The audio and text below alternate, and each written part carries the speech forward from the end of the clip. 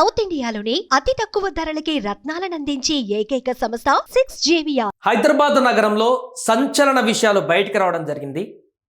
కొంతమంది వీర్యాన్ని సేకరించి వారికి రిటర్న్గా కొన్ని హాస్పిటల్స్ ఎలాంటి గిఫ్ట్ ఇస్తున్నాయో తెలుసా? బిర్యానీ పొట్లాలు మందు ఆశ చూపి వాళ్ళ దగ్గర నుంచి వీర్య కణాలు దోచుకుంటున్నాయి. మరికొందరి దగ్గర నుంచి వీర్యం ఇచ్చినందుకు డబ్బులు ఇస్తున్నాయి. సంచలనమైనటువంటి విషయాలు పోలీసుల దర్యాప్తులో వెల్లడయ్యాయి. సృష్టి ఫెర్టిలిటీ సెంటర్లో జరిగినటువంటి ఘటన తర్వాత దీనికి సంబంధించి దర్యాప్తు చేస్తున్నటువంటి పోలీసులకు అన్ని కోణాలలో అనేక విషయాలు వెలుగులోకి వస్తున్నాయి.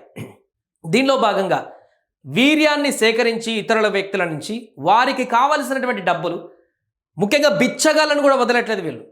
రోడ్ల మీద తిరిగేటువంటి బిచ్చగాళ్లకు బిర్యానీ మందు ఆశ చూపి వాళ్ళ దగ్గర నుంచి కూడా వీర్యాన్ని సేకరించి ఆ వీర్యాన్ని స్టోర్ చేసి ఇతరులకు వేరే వాళ్ళకి సరోగసి ద్వారా వేరే వాళ్ళకి దీన్ని అటాచ్ చేస్తున్నట్టుగా గుర్తించారు. సంచలన విషయాలు వెల్లడయ్యాయి. విక్కీ డోనార్ సినిమా ఉంటుంది ఒకటి బాలీవుడ్లో, మీ అందరికీ కొంతమంది తెలిసి ఉంటుంది. ఆ సినిమాలో హీరో వీర్యదానం చేస్తుంటాడు ప్రతి హాస్పిటల్స్కి వెళ్తూ ఉంటూ. దానికి హాస్పిటల్ నుంచి డబ్బులు ఇస్తుంటారు. అతని పని అది, డ్యూటీ అది, ఇంకా జాబ్ చేసినట్టే. దాంతో వేలు లక్షలు సంపాదిస్తుంటాడు. అవి మన సినిమాలో చూసి సినిమాలకే పరిమితం అనుకున్నాం, కానీ రియల్ లైఫ్లో ఇప్పుడు చూడండి, హైదరాబాద్ నగరంలోనే ఎలాంటి కేటుగాళ్ళు ఉన్నారు, ఏం జరుగుతుందన్నటువంటి విషయం. వీర్యం అండాల దందాలో వికృత పార్శ్వాలు. చదువురాని వారికైతే బిర్యానీ పొట్లం మందు బాటిల్ ఇచ్చి వీర్యాలు సేకరిస్తున్నారు. విద్యావంతులకు 4,000 రూపాయల వరకు వాళ్ళు వీర్యాన్ని డొనేట్ చేసినందుకు ఆ పూటకి 4,000 వరకు ఇస్తున్నారు. అండం దానం చేసే మహిళలకు 20 నుంచి 25,000. పోలీసుల దర్యాప్తులో విస్తుపోయేటువంటి విషయాలు తాజాగా బయటికి రావడం జరిగింది. సో ఇది బిచ్చగాళ్ళకైతే బిర్యానీ మందు, కొంత చదువుకున్న వారికైతే 1000 నుంచి 4,000 వరకు, ఇంకా మహిళలకైతే 20,000 నుంచి 25,000 అండాలు దానం చేస్తాయి. వీర్యం అండాల సేకరణ పేరుతో నగరంలో జరుగుతున్న వికృత దందా ఇది. దర్యాప్తు చేస్తున్న కొద్దీ అసలు ఇంత పెద్ద ఇష్యూస్ జరుగుతున్నాయి ఆ నగరంలో బ్యాక్గ్రౌండ్లో అనేటువంటి విషయాలు బయటకు వస్తున్నాయి.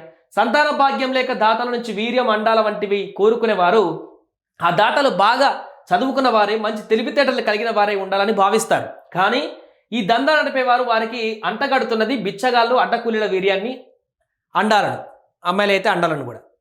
అంటే ఎక్కడ చీఫ్గా అయితే ఈ వీర్య కణాలు దొరుకుతాయో ఎవరు పడితే వారు ఇస్తే తీసుకుంటారో వాళ్ళకి ఎంతో కొంత మూట చెప్పి, ఇంకా రోడ్డు మీద తిరిగే అట్లాంటి బెగ్గర్స్ లాంటి వాళ్ళకైతే వాళ్ళకి బిర్యానీ పెట్టినా సరిపోతుంది కదా అని చెప్పేసి అట్లాంటి వాళ్ళ దగ్గర వీర్యాలు సేకరించుకొని ఆ వీర్య కణాలతోటి వేరే దంపతులకు ఎవరికి వస్తే వాళ్ళకి సంతానం కలిగించేటువంటి ప్రయత్నాలు జరుగుతున్నాయనేటువంటి విషయాలు ఇప్పుడు బయటపడడం జరిగింది.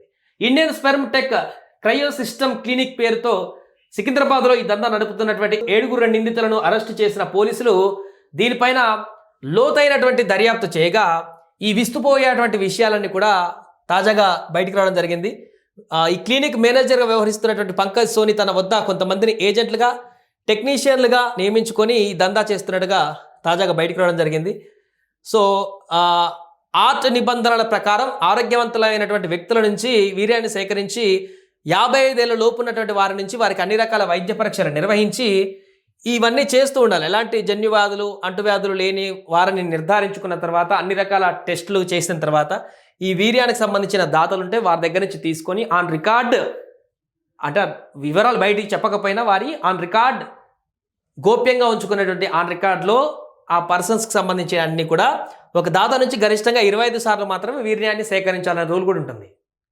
అలాంటివి కూడా ఏది పట్టించుకోకుండా ఇష్టం ఉన్నట్టుగా ఇక్కడ ఈ ఎవరు పడితే వారు, తక్కువ ధరలో ఎవరు దొరికితే వాళ్ళు, వీళ్ళు వాళ్ళంటే ఏం లేదు, ఎవరు దొరికితే వాళ్ళ దగ్గర ఈ వీర్యాలను ఒక రకంగా చోరీ అని చెప్పొచ్చు. ఇంకా ఎందుకంటే వాళ్ళకి తెలియదు ఆ విషయం.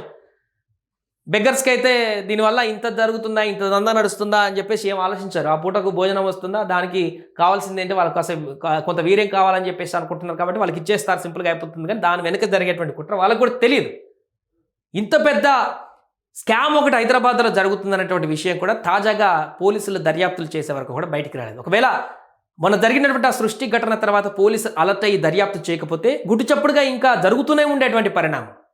ఎంతోమంది దంపతులు వారు నిజంగా స్వచ్ఛమైనటువంటి వ్యక్తుల యొక్క వీర్యాన్ని ద్వారానే ఈ యొక్క ఫెర్టిలిటీకి సంబంధించినటువంటి సంతాన సమస్యలకు సంబంధించిన వాటిని అధిగమించి ఒక 12 బిడ్డలు కంటున్నాం అనేటువంటి ఆ భ్రమలో ఉండేటువంటి అవకాశం ఉండేది. ఇప్పుడు భయపడేటువంటి పరిస్థితి. ఫెర్టిలిటీ హాస్పిటల్కి వెళ్ళాలంటే కొన్ని ఒకటి రెండు హాస్పిటల్స్కి వెళ్ళాలంటే అక్కడ నిజంగానే జెన్యూనిటీ ఉందా, సంతాన సమస్యలకు సంబంధించి నిజంగా క్లియరెన్స్ వస్తుందా, దాని మాటన ఇట్లాంటి చేసేటువంటి దందా సభ్యులు ఎవరైనా దీనికి లింకప్ అయి ఉన్నారా, ఇలా అనేక రకాల అనుమానాలు ఇప్పుడు వచ్చేటువంటి అవకాశం ఉంటుంది. ఒకరిద్దరు చేసిన దానికి ఇప్పుడు అంతా కూడా మిగతా వారందరికీ కూడా కొంత ఆందోళన కలిగేటువంటి అవకాశం ఉంది.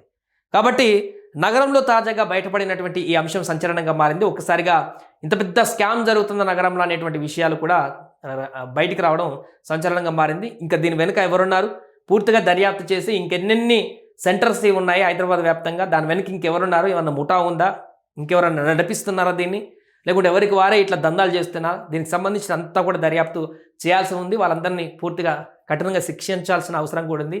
ఏ విధంగా అయితే చట్టాలు ఉన్నాయో దాని ప్రకారం అంటూ కూడా డిమాండ్లు వినిపిస్తున్నాయి. సుమన్ టీవీలో మీ పర్సనల్ అండ్ బిజినెస్ ప్రమోషన్స్ కోసం కింది నెంబర్కి కాంటాక్ట్ చేయండి.